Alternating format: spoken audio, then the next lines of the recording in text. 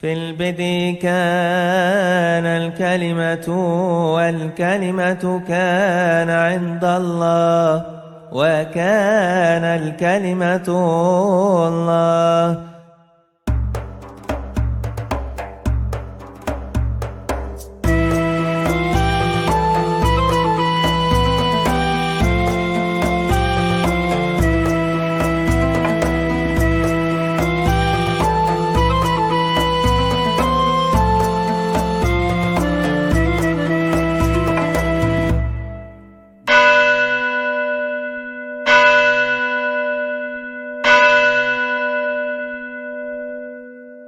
Salam sejahtera di dalam Kristus.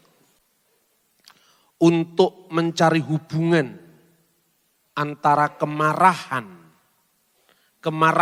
yang tidak henti-hentinya, kemarahan yang terus-menerus dengan pembunuhan tidak sulit. Apa hubungannya pembunuhan dan kemarahan yang tidak pernah bisa berhenti? Tentu ini melatar belakangi perbuatan untuk menghabisi nyawa orang lain. Tetapi firman Tuhan saat ini mengajar kita untuk lebih dalam memahami rahasia kenapa pengkafiran dikaitkan dengan pembunuhan. Jadi pengkafiran, pembunuhan. Apa hubungannya? Kalau kemarahan dengan pembunuhan itu jelas sekali. Orang marah tidak bisa mengendalikan diri, lalu menghabisi nyawa sesamanya. Tetapi pengkafiran ini menarik sekali. Dan saya kira ini sangat relevan dengan situasi bangsa dan negara kita sekarang. Pengkafiran itu adalah sebuah bentuk pembunuhan juga. Theological killing, pembunuhan teologis. Artinya membunuh hak hidup orang lain untuk berbeda dengan keyakinan kita. Sedangkan firman Tuhan mengatakan, biarkanlah lalang itu tumbuh bersama gandum sampai waktu menuai. Apa artinya waktu menuai? Artinya ila yaumil qiyamah, sampai hari kiamat. Jadi Tuhan pun itu demokratis. Kowe lek percaya ora ya wis kan itu kan. Artinya apa? Ini bukan sekedar humor, bukan. Tetapi ini serius sekali. Saya mengamati, mengeksegese teks ini sudah lama sekali. Tatkala menggumuli tema-tema takfir, pengkafiran dalam konteks kehidupan berbangsa dan bernegara. Menariknya saudara-saudara, sekalipun perjanjian baru itu ditulis di dalam bahasa Yunani sebagai original text of the New Testament. Tetapi ayat ini Matius menggunakan dua kata dalam bahasa asing yang sengaja tidak dialihkan dalam bahasa Yunani tapi dibiarkan dalam bahasa asing. Bahasa asing bagi kita, tentu bagi Tuhan Yesus tidak asing. Karena itu dari bahasa Aram dan bahasa Ibrani. Saya membaca sebuah teks dari Pesita Perjanjian Baru.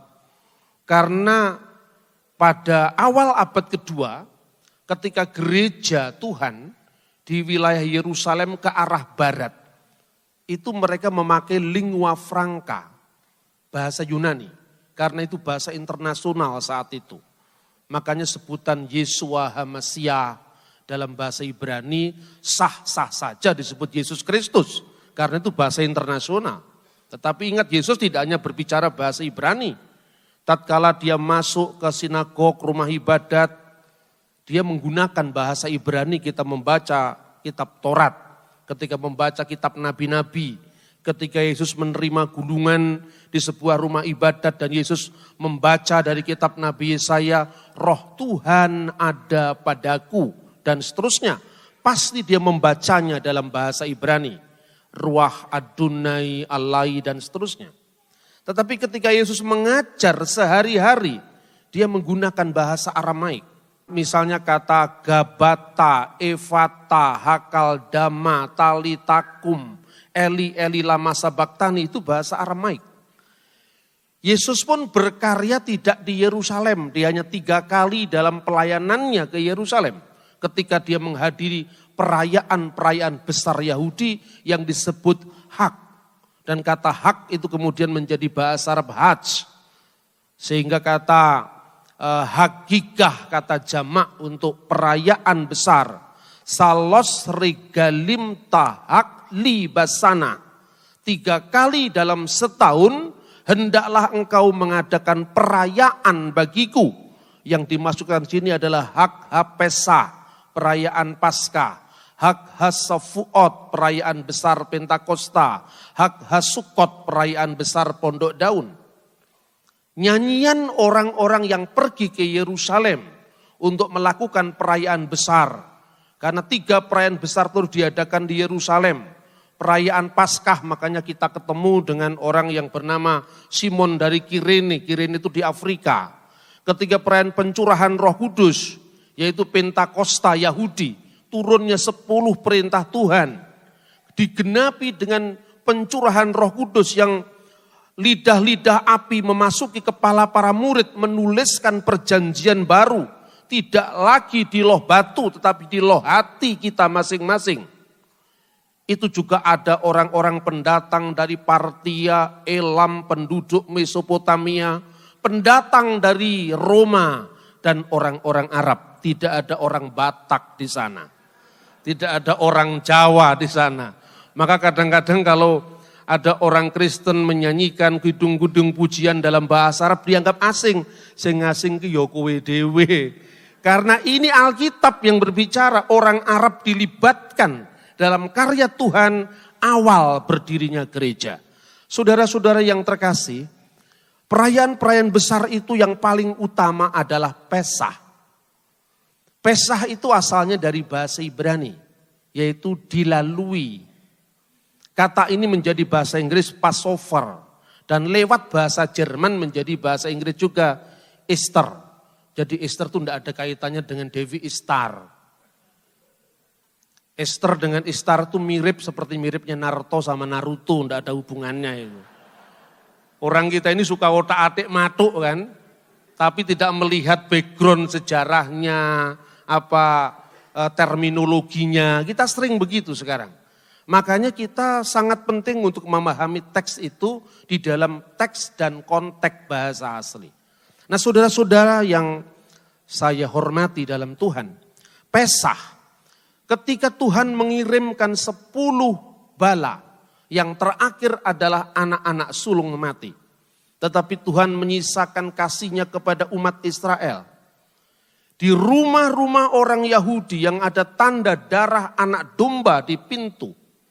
Maka firman Tuhan katakan dalam kitab Keluaran 12 ayat 13. Viraati et hadam. Dan ketika aku melihat tanda darah itu, ufesah alaikem. Aku ufesahti alaikem. Aku akan melewati atas kalian. Dari kata ufesahti, aku melewati. Itu menjadi kata Pesah, Passover, menjadi bahasa Arab Paskah. Paskah al-Majid bahasa Arab. Paskah yang mulia. Nah saudara-saudara, ada banyak kisah tentang Paskah, Pondok Daun dan Pentakosta, satu rentetan antara bayangan dan kenyataan, antara nubuat dan penggenapan, antara cita-cita dan realita. Paskah Kristen adalah penggenapan, fulfillment dari Paskah Yahudi. Tapi pesan Paskah adalah pesan pembebasan. Pesan Paskah adalah pesan transformasi bangsa, transformasi umat manusia. Karena ada sesuatu yang diubahkan dari pesan Paskah itu. Saudara-saudara yang terkasih, kembali kepada teks dari Injil Matius. Lalu apa hubungannya dengan Paskah? Ada 2 kata yang di sini sengaja dibiarkan pakai bahasa Aram. Yaitu kata raka yang diterjemahkan dalam bahasa Arab kafir.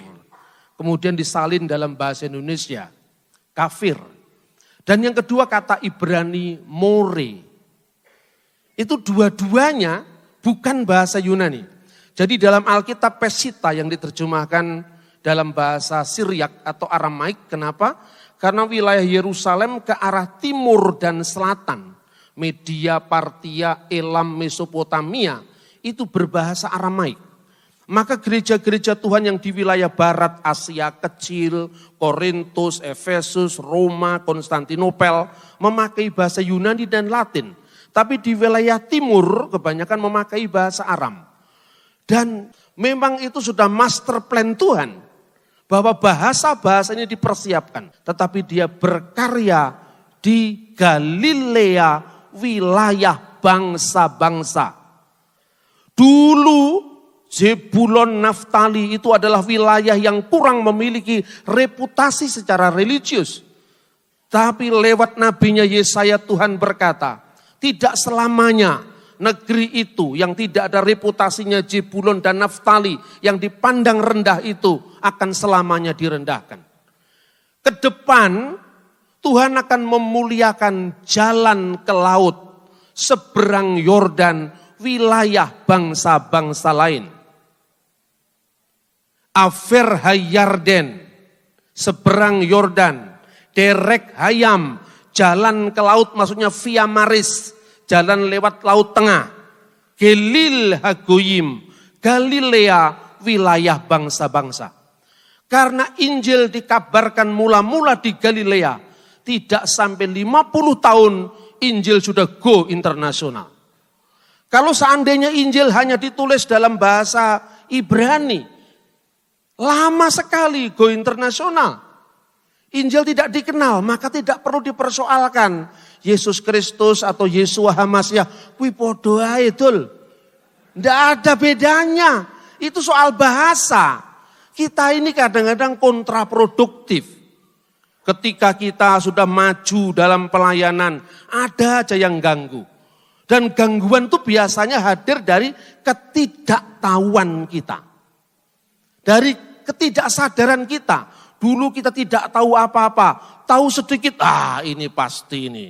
Ini sesuatu yang baru telah muncul, penyesatan akan segera kita akhiri. Sering begitu saudara-saudara. Makanya kita lihat, Tuhan Yesus mengatakan begini. Vekul denimar le akuhe raka. Ini bahasa Aramnya. Dan setiap orang vekul denimar kepada saudaranya le akuhe raka. Kafir. Mihayafhu le knusta. Harus diserahkan ke Kneset, ke Knusta. Knusta itu mahkamah agama. Kata Aram untuk bahasa Ibrani Sanhedrin. Dan berikutnya, Weman denimar lela, dan kepada yang mengucapkan kepada saudaranya lela, ini pesita.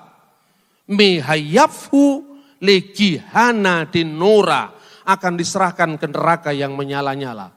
Dulu saya belum mengerti Alkitab. Wong ngomong jahil saja kok saya taruh di neraka ini, pasti ada sesuatu. Jahil ini pasti bukan jahili koncone, bukan seperti itu. Ini bahasa Arab dari kata jahil. Terbelakang, durhaka, kurang ajar. Maka lebih mirip dengan kata jahiliyah. Nah kata raka ini sesungguhnya adalah caci maki teologis.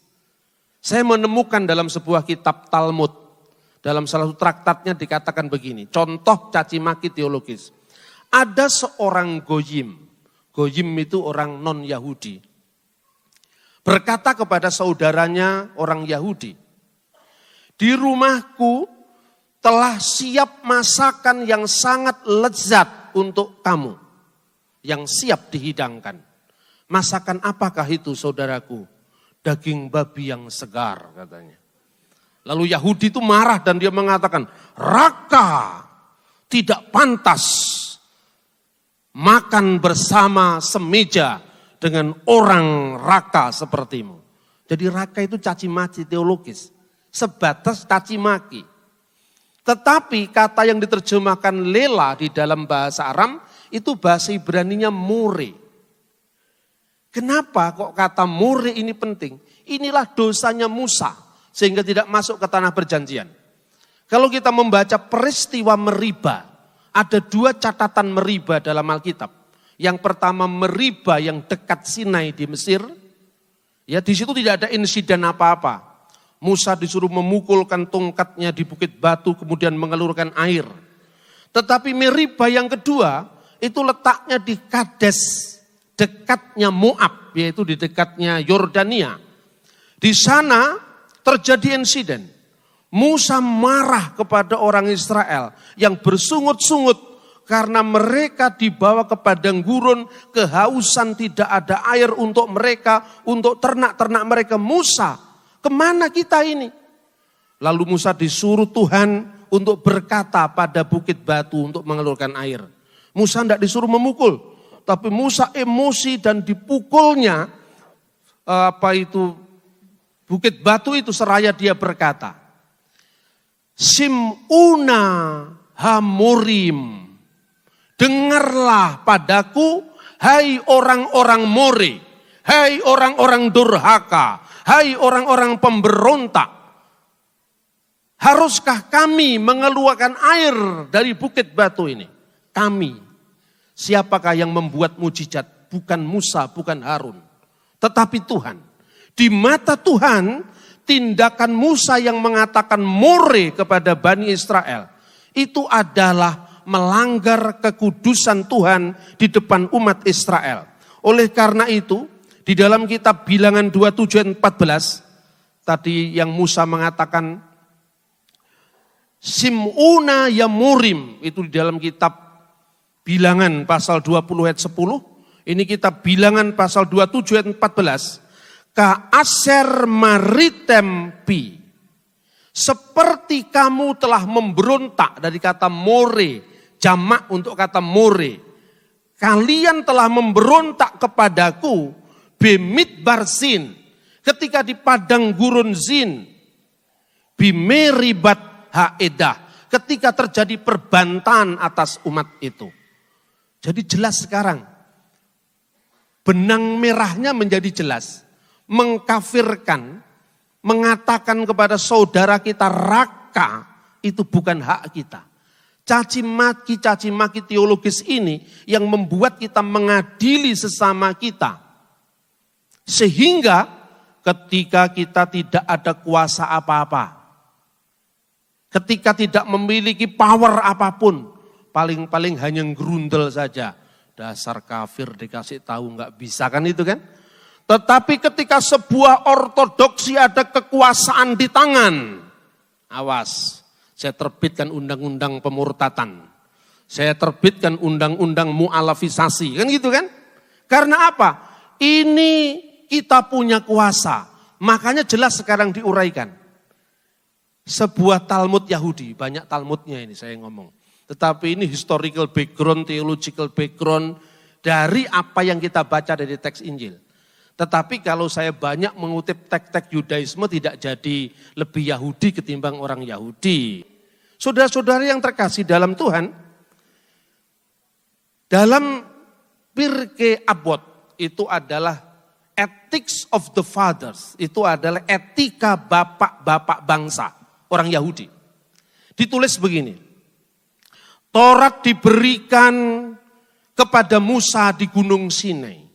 Lalu diberikan kepada Yehosua. Yehosua memberikannya kepada Seknim, kepada tua-tua Israel. Seknim memberikannya kepada Nevim, kepada nabi-nabi.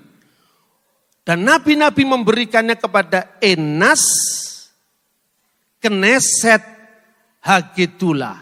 Kepada orang yang bertugas di mahkamah agama. Mahkamah besar keagamaan, Kneset Hagedula. Makanya dikatakan di sini, yang mengatakan kepada saudaranya kafir harus diserahkan ke penusta, ke mahkamah agama untuk diadili. Kenapa saudara-saudara? Taurat itu diberikan kepada kita, kata Torah lisan, Torah CBLP dikatakan pertama sebagai pertimbangan hukum di pengadilan. Jadi Taurat sebagai undang-undang, namanya Torah, undang-undang. Kedua, Torah digunakan untuk bahan pengajaran, untuk edukasi. Dan ketiga, membangun pagar mengelilingi Taurat. Apa artinya membangun pagar mengelilingi Taurat? Kamu mendengar hukum jangan berzina. Jangan berzina itu undang-undangnya. Tetapi aku berkata kepadamu, barang siapa melihat seorang wanita dan mengingininya dalam hati, dia telah berzina dalam hati. Jadi sebelum engkau berzina, sebelum engkau jatuh kepada pasal perzinahan, tahan dirimu, tahan matamu agar kamu tidak melakukan ke arah itu. Inilah membangun pagar mengelilingi Taurat yang dikatakan Yesus dalam frame itu. Kamu telah mendengar hukum jangan membunuh. Tetapi aku berkata kepadamu, yang marah kepada saudaranya harus dihukum. Karena kemarahan itu adalah awal pembunuhan. Pembunuhan secara fisik, physical killing. Tetapi aku berkata kepadamu, Wekul denimar le aku heraka. Barang siapa mengatakan kepada saudaranya, kafir, mehayafhu, harus diserahkan legnusta kepada mahkamah agama. Karena pengkafiran itu adalah bentuk pembunuhan teologis. Tidak boleh orang lain hidup yang tidak sama dengan kita. Dia alirannya bukan sama dengan aliran kita. Karena ibadahnya tidak pakai organ. Karena ibadahnya tidak pakai drum. Satunya yang gereja-gereja timur mengaji. Wah itu tidak cocok. Ya toh? Ini artinya tidak memberi hak hidup kepada orang lain yang berbeda kepada kita. Bisa ditarik ke ranah yang lebih luas dalam konteks kehidupan bangsa dan negara. Ini modal kita untuk menjalani, menapaki jalan yang mengarah kepada toleransi beragama. Tanpa kehilangan jati diri kita sebagai seorang pengikut Yesus. Para bapak bangsa ini lama menyadari ini saudara-saudara. Menggumulkan ini. Tetapi Injil sesungguhnya telah jelas mengatakan, ketika kita hanya mengatakan jangan membunuh, tidak usah baca Alkitab. Di KUHP sudah ada pasalnya. Pasal 338. Barang siapa dengan sengaja merampas nyawa orang lain, dihukum pidana selama-lamanya 15 tahun misalnya. Sudah ada kan kalau sekedar ojo nyolong wis enek, dungengi kancil nyolong timun sudah ada. Pasal pencurian ada, pasal perzinahan ada. Yang dimau Yesus bukan sekedar undang-undang itu. Karena huruf itu mematikan tapi roh menghidupkan. Spirit dibalik hukum positif. Spirit di balik perundang-undangan yang berlaku, itu ada ground norm, ada norma tertinggi yang dihidupi, dijiwai oleh Injil Yesus Kristus. Itulah Injil yang diterjemahkan dalam konteks kehidupan berbangsa dan bernegara. Makanya kalau sekedar itu, pembunuhan itu kalau pembunuhan biasa bedanya apa dengan pembunuhan berencana? Oh ada niat yang lebih jahat. Makanya dalam pasal 340 KUHP, barang siapa dengan sengaja, jelas dengan sengaja kesengajaan. Dengan rencana lebih dulu, made for bedachten rade. Ada unsur waktu untuk menimbang-nimbang. Berarti lebih jahat ini. Malam itu seorang sudah diikat, disiapkan pedangnya. Diperberat hukumannya, hukuman mati atau 20 tahun penjara. Jelas. Hubungan antara pembunuhan, kemarahan, suasana batin yang jahat dengan pembunuhan. Tetapi pengkafiran. Tidak ada satu kejahatan yang lebih jahat daripada kejahatan yang digerakkan oleh motivasi keagamaan. Camkan. Seorang berzina, katakanlah dia seorang wanita malam. Ketangkap wajahnya ditutupi. Tetapi seorang teroris dengan gagah berani, dengan bangga seperti senyumnya Amrozi dulu, bahwa dia pahlawan di depan Tuhan. Ini sebuah penyakit kejiwaan yang harus diobati. Dan yang bisa mengobati ini adalah Alkitab. Karena di sini jelas sekali, tidak ada satupun yang dengan jelas menguraikan akar terorisme dari sudut pandang teologi. Karena itu mari kita menciptakan teologi yang ramah secara budaya, aman secara hukum, tetapi benar secara teologis. Kita tidak kompromi dengan agama-agama orang lain. Toh yang diajak kompromi juga tidak mau. Kita ini memang tidak sama. Ya, kita memang tidak sama. Tetapi kita harus bisa bersama-sama. Itu janji kita. Janjinya para founding fathers. Janjinya para founding mothers kita. Mari kita maju berdasarkan kemajuan. Kita mekar di atas dasar kemekaran. Karena kemajuan itu, karena kemekaran itu telah memiliki momentumnya tersendiri. Dan tugas kita, jangan sekali-kali meninggalkan momentum itu. Momentum kemajuan yang dibangun di atas dasar Bhinneka Tunggal Ika. Tadi malam saya membaca Ramayana, saudara-saudara. Dalam kitab Ramayana itu diceritakan tentang lakon Anoman Duto. Tetapi ini Ramayana Jawa. Saya tidak puas membaca Ramayana Jawa karena terlalu muda usianya. Saya membaca Ramayana Jawa kuno dari zamannya Dyah Balitung. Itu juga terlalu muda. Saya membaca Ramayana India. Dari penulis aslinya Srimad Walmiki Ramayana. Apa yang bisa saya ambil pelajaran dari Ramayana itu, saudara-saudara? Dia ditulis di abad kedua. Masya Allah, abad kedua. Tahun 120 Masehi. Ketika Rama, istrinya diculik oleh Rahwana. Dia menyuruh para wanara untuk menjelajahi bumi Jawa. Yatnawanto Jawa Dwipam, Sapta Rajo Pasobitam, Suwarna Rupiaka Dwipam, Suwarna Dwipa Karamanditam. Ini bahasa Sanskerta. Jelajahilah pulau Jawa itu. Negeri yang memiliki, Nusantara yang memiliki 7 wilayah kerajaan Sapta Rajo Pasobitam sebagai hiasan.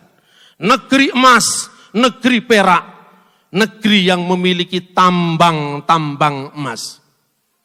Kita menulis sejarah kita baru abad keempat Masehi, Prasasti Kutai. Abad kedua Pujangga India Walmiki sudah memuliakan Indonesia. Jagat raya memujamu hai ibu Indonesia. Tatkala putra-putrimu belum menuliskan kisahmu sendiri dalam tinta kencana sejarah bangsa. Bangga saya jadi orang Indonesia.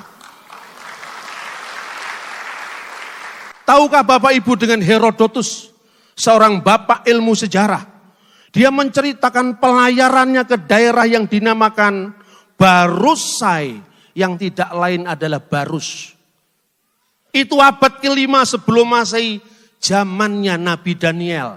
Indonesia sudah tercatat di sana. Claudius Ptolemeus, dia hidup pada abad kedua Masehi, bicara tentang Javadiu, Pulau Jawa. Bicara tentang Chrysonesos, Pulau Emas, yang tidak lain mungkin adalah Sumatera saat itu. Ada banyak kisah-kisah kuno yang memuliakan ibu Indonesia. Karena itu jangan capik-capik negeri ini karena kita hanya beda agama. Ingat kisah India dan Pakistan. Apa yang terjadi tatkala Empu Tantular menuliskan Bhinneka Tunggal Ika di tahun 1365. Dunia luar masih perang salib. Kita sudah punya seloka yang sangat indah, menawan dan mendalam. Ruenika datu winuwus wara Buddha wiswa. Biniki ring apan kena parwanosen. Mangka jinatwa lawan siwa tatwa tunggal. Bhinneka Tunggal Ika tanhana dharma mangrua. 1365. Baru kita mengucapkan subhanallah kalau ini. 1365. Ketika dunia masih perang salib. Jauh sebelum orang bule bicara tentang multikulturalisme. Kita sudah memiliki nilai-nilai kebangsaan, kemanusiaan, keindonesiaan yang didasarkan atas ketuhanan yang Maha Esa. Lama sekali. Silahkan kamu Buddha, silahkan kamu Hindu. Tetapi Bhinneka Tunggal Ika, berbeda-beda tetap satu, Tanhana Dharma Mangruwa. Inilah yang oleh para founding fathers kita kemudian diangkat, dijadikan seloka, sesanti, moto di dalam lambang negara kita, Bhinneka Tunggal Ika. Ini bukan hasil daripada permenungan malam Jumat Kliwon secara klenik, saudara. Ini permenungan sejarah yang panjang. Untuk menemukan mutiara-mutiara Pancasila itu, kata Bung Karno. Dia melakukan apa yang dinamakan mi'rajnya dunia pikiran. In the world of the mind. Saya pergi ke Eropa Timur. Saya ngangsu kawruh dari Karl Marx dan Friedrich Engels ketika berbicara tentang manifesto komunis, di mana di sana dikatakan jikalau orang-orang proletar ini akan bergerak bersatu untuk melawan stelsel kapitalisme, maka kita akan menang. Tetapi komunisme perlu dipertinggi jiwanya dengan ketuhanan yang Maha Esa. Ini kata Bung Karno tahun 1956. In the world of the mind, saya pergi ke Amerika. Saya bertemu dengan Thomas Jefferson. Dan saya berbicara tentang pentingnya life and pursuit of happiness. Tetapi demokrasi ala barat itu tidak mengandung demokrasi sosial. Makanya perlu dipertinggi jiwanya dengan keadilan sosial bagi seluruh rakyat. In the world of the mind, Bung Karno pergi ke India, duduk bersila bersama Mahatma Gandhi. Dan dari Gandhi dia belajar, my nationalism is humanity. Kebangsaan saya adalah kemanusiaan. Tidak ada bangsa kalau tidak ada umat manusia. Tidak ada bangsa atau paham kebangsaan yang tidak tumbuh subur di taman sarinya. Internasionalisme atau kemanusiaan yang adil dan beradab. In the world of the mind, saya pergi ke Tiongkok, minum teh bersama Sun Yat-sen. Dan dari sana belajar yang namanya San Min Cui. Di atas semuanya itu lalu Bung Karno kembali ke living reality-nya Indonesia. Dia bertemu dengan Gajah Mada di alam pikiran. Dia bertemu dengan Sultan Agung Hanyokrokusumo di alam pikiran. Dia bertemu dengan Sultan Ageng Tirtoyoso. Indonesia ini terpecah-pecah karena hilangnya Bhinneka Tunggal Ika dari bina negara. Karena itu dibuatlah kesadaran mulai dari zamannya kebangkitan nasional sampai melahirkan Sumpah Pemuda ketika bangsa ini kembali kepada jati dirinya.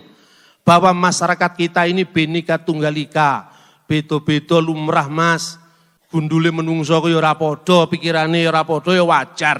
Tidak usah dianggap permusuhan. Loh kok sekarang ini aneh. Langit kebangsaan kita ini mulai menyempit.